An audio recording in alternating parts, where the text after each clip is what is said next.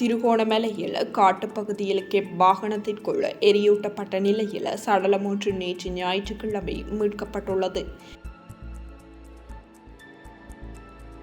இவ்வாறு சடலமாக மீட்கப்பட்டவர் திருகோணமலை அலஸ் தோட்டம் பகுதியைச் சேர்ந்த 42 வயதுடைய செல்லையா ஜெயரூபன் என தெரிய வந்துள்ளது.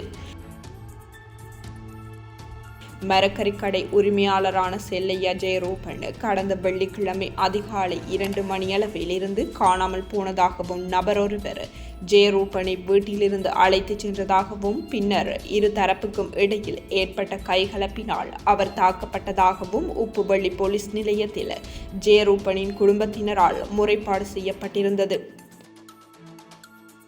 அதனைத் தொடர்ந்து சம்பவம் தொடர்பில் 48, 51, 24 வயதுடைய 3 சந்தேக நபர்கள் கைது செய்யப்பட்டுள்ளதுடன் கைது செய்யப்பட்ட மூவரின் வாக்குமூலத்திற்கு அமைவாக வீட்டிலிருந்து அழைத்துச் செல்லப்பட்ட ஜெயரூபன் தாக்கப்பட்டு பின்னர் பன்னங்குளம் காட்டுப்பகுதியில் இருந்து சில கிலோமீட்டர் தூரத்தில் கொண்டு சென்று வாகனத்தில் வைத்து எரியூட்டப்பட்டிருக்கலாம் என சந்தேகம் வெளியிடப்பட்டுள்ளது.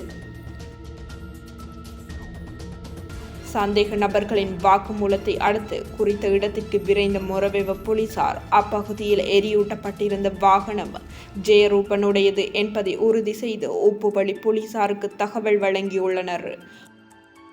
அதன் பின்னர் மொரவெவ மற்றும் உப்புவள்ளி போலீசார் இணைந்து குறித்த காட்டுப்பகுதியில் வாகனத்துடன் எரியூட்டப்பட்ட சடலத்தை மீட்டுள்ளனர். பின்னர் திருகோணமலை மாவட்ட பதில் நீதவான் ஹனிபா அன்வர் சடலத்தை பார்வையிட்டதுடன் இன்று திங்கட்கிழமை போலீஸ் பகுப்பாய்வு திணைக்களத்தின் பகுப்பாய்வுக்கு பின்னர் நீதிமன்ற உத்தரவுக்கு அமைய உடல் உடற்கூற்று பரிசோதனைக்காக திருகோணமலை பொது வைத்தியசாலைக்கு கொண்டு செல்லப்படவுள்ளது.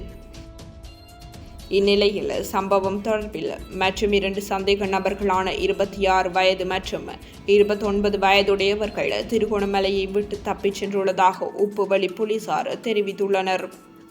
இவ்வாறு தப்பிச் சென்ற 2 சந்தேக நபர்களையும் உப்புவள்ளி போலீசார் தேடி வருகின்றனர். சம்பவம் தொடர்பில் மேலதிக விசாரணைகளை உப்புவள்ளி போலீசார் மேற்கொண்டு வருகின்றனர்.